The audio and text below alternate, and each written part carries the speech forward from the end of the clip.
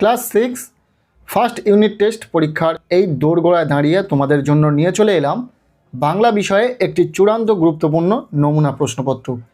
এই নমুনা প্রশ্নপত্রে থাকা প্রতিটা প্রশ্ন পরীক্ষার জন্য ভীষণ গুরুত্বপূর্ণ, পরীক্ষাতে আসার মতো প্রশ্ন।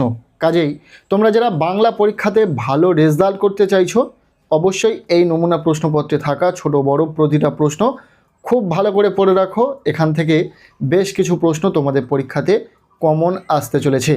আমরা সম্পূর্ণ প্রশ্নপত্রটি একদম প্রথম থেকে দেখে নেব। প্রশ্নপত্রের শুরুতে রয়েছে একের দাগ, বলা হচ্ছে সঠিক উত্তরটি বেছে নিয়ে লেখো যে কোনো 6টি। এখানে 6টি এমসিকিউ টাইপ প্রশ্নের উত্তর লিখতে হবে। প্রতিটি প্রশ্নের মান 1 নম্বর করে, টোটাল 6 নম্বর রয়েছে। আমরা উত্তরসহ প্রতিটা প্রশ্ন দেখে নেব। প্রথম প্রশ্ন, ভর দুপুরে কবিতায় শুকনো গাছের আঁটি রয়েছে গাছের নিচে, মাঠে, খোলা ঘরে নাকি নৌকার খোলে? উত্তর হবে নৌকার খোলে। দ্বিতীয় প্রশ্ন, শঙ্করের স্বপ্নে দেখা পাখি যে গাছের ডালে এসে বসেছিল? উত্তর হবে নারকেল, সুপারি, সবেদা নাকি তাল? উত্তর হবে সবেদা গাছের ডালে। পরের প্রশ্ন, মরুভূমিতে কোন গাছ থাকে? পাইন, দেবদারু, পাম নাকি উইলো? উত্তর হবে পাম। আমরা এখানে যেটা সঠিক উত্তর, প্রশ্নের ঠিক নিচে আমরা সঠিক উত্তরটাকে চিহ্নিত করেছি যাতে তোমাদের বুঝতে সুবিধা হয়। এরপর 4 নম্বর প্রশ্ন, জোয়ার ভাটায় কি দোলে? উত্তর হবে ভুবন। 5 নম্বর প্রশ্ন, কবি ঘাসফড়িংকে কি কথা দিয়েছিলেন? উত্তর হবে আবার আসবেন। নেক্সট 6 নম্বর প্রশ্ন, কুমোরে পোকা সাধারণত আশেপাশের কতটা দূরত্ব থেকে মাটি সংগ্রহ করে থাকে? উত্তর হবে 40 থেকে 50 গজ। এরপর 7 নম্বর প্রশ্ন, অত যুক্ত এব ইজিক্যাল টু কী হবে? তোমরা এটা কমেন্ট সেকশানে অবশ্যই জানিও। এরপর 8 নম্বর প্রশ্ন, অন্ন শব্দটির ব্যুৎপত্তিগত অর্থ? উত্তর হবে যে কোনো খাবারকে অন্ন বলা হয়। এরপর রয়েছে প্রশ্নপত্রে 2 দাগ, বলা হচ্ছে একটি বাক্যে উত্তর দাও যে কোনো 9টি। এখানে 9টি এসএকিউ টাইপ প্রশ্নের উত্তর লিখতে হবে। প্রতিটি প্রশ্নের মান 1 নম্বর করে, টোটাল 9 নম্বর রয়েছে। আমরা প্রতিটা প্রশ্নের উত্তর করে দিয়েছি। প্রথম থেকে প্রতিটা প্রশ্ন দেখে নাও। প্রথম প্রশ্ন, বরফকে কিসের সঙ্গে তুলনা করা হয়েছে? উত্তর হবে বরফকে রূপালী কাপড়ের সঙ্গে তুলনা করা হয়েছে। দ্বিতীয় প্রশ্ন, কবির মন কিসে মেতে উঠেছে? উত্তর হবে বনের ঘাসে পা ফেলে পথ চলতে চলতে ফুলের গন্ধে কবির মন মেতে উঠেছে। 3 নম্বর প্রশ্ন, মন ভালো করা কবিতাটিতে কোন পাখির উল্লেখ রয়েছে? মন ভালো করা কবিতাটিতে মাছরাঙার উল্লেখ রয়েছে। এরপর 4 নম্বর প্রশ্ন, কবি কখন ঘাসের উপর পা ফেলে হাঁটতে গিয়েছিলেন? উত্তর হবে এক পশলা ঝিরঝিরে বৃষ্টি হয়ে যাওয়ার পর কবি ঘাসের উপর পা ফেলে হাঁটতে গিয়েছিলেন। এরপর 5 নম্বর প্রশ্ন, কুমোরে পোকা কখন বাসা তৈরি করতে বেরোয়? উত্তর হবে কুমোরে পোকা ডিম পাড়বার সময় হলেই বাসা তৈরির জন্য উপযুক্ত স্থান খুঁজতে বেরোয়। এরপর 6 নম্বর প্রশ্ন, আকাশ ভরা সূর্য তারা গানটি কার লেখা? উত্তর হবে আকাশ ভরা সূর্য তারা গানটি রবীন্দ্রনাথ ঠাকুরের লেখা। এরপর 7 নম্বর প্রশ্ন, পশুদের মধ্যে কাদের ভাষা নেই? উত্তর হবে পশুদের মধ্যে শিম্পাঞ্জি, ওয়াংওটাং জাতীয় বন মানুষদের বিশেষ কোনো ভাষা নেই। তাছাড়া বানরের মধ্যে কয়েক জাতীয় বড় বানর ছাড়া অন্য সকলের ভাষার শব্দ অতি সামান্যই। এরপর 8 নম্বর প্রশ্ন, ঘাসফড়িং কবিতাটি কার লেখা? ঘাসফড়িং কবিতাটি অরুণ মিত্রের লেখা। 9 নম্বর প্রশ্ন, সবুজ মাথা তুলে কত খেলা দেখালো ঘাসফড়িং? বাক্যের এই উদ্দেশ্য ও বিধেয় অংশ দুটি আলাদা করে দেখাও। উদ্দেশ্য হবে ঘাসফড়িং আর বিধেয় অংশ হবে সবুজ মাথা তুলে কত খেলা দেখালো। এরপর 10 নম্বর প্রশ্ন, বিসর্গ সন্ধির ফলে বিসর্গটির কত রকম বদল হতে পারে? বিসর্গ সন্ধির ফলে বিসর্গটি রূপান্তরিত হয়ে অ, স, তালবেশ, মধ্যাহ্নস্ব, র ইত্যাদি হতে পারে। এরপর শেষ এসএকিউ টাইপ প্রশ্ন, মৌলিক শব্দ কাকে বলে?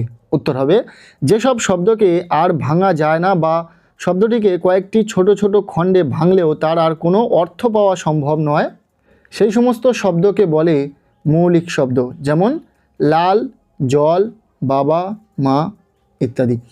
এরপর রয়েছে প্রশ্নপত্রের 3-এর দাগ। বলা হচ্ছে নিচের প্রশ্নগুলির সংক্ষেপে উত্তর দাও, যে কোনো 3টি। এখানে রয়েছে 2 মার্কের প্রশ্ন, 3টি প্রশ্নের উত্তর লিখতে হবে, 6 নম্বর রয়েছে। এই 2 মার্কের প্রশ্নের ক্ষেত্রেও আমরা প্রতিটা প্রশ্নের উত্তর করে দিয়েছি প্রতিটা প্রশ্নের নিচে।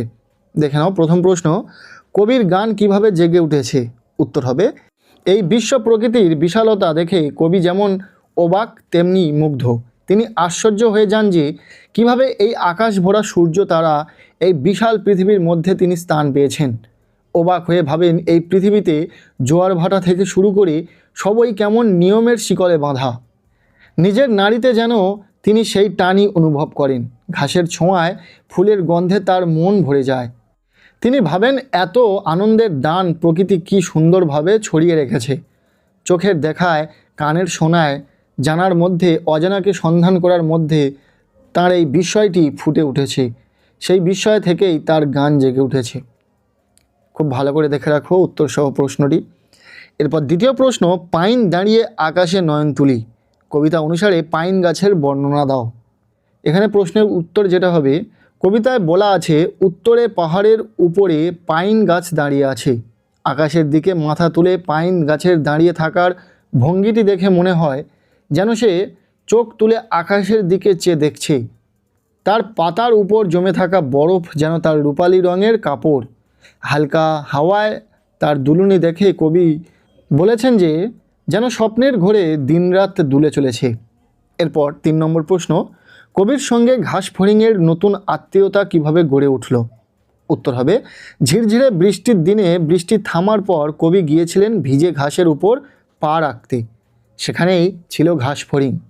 সে তার সবুজ মাথা তুলে কবিকে অনেক খেলা দেখালো, আর এভাবেই শুরু হয়ে গেল তাদের আত্মীয়তা।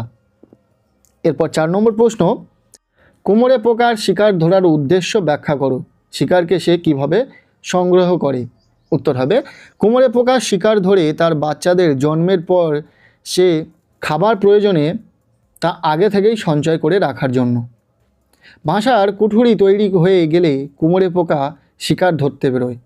যেসব মাকড়সা জাল বনে না, ঘুরে ঘুরে শিকার ধরে, কোমরে পোকা সেই সব মাকড়সাকেই ধরে এবং বিষাক্ত হুল ফুটিয়ে তাদের জ্যান্ত অবস্থাতেই অবশ করে দেয়।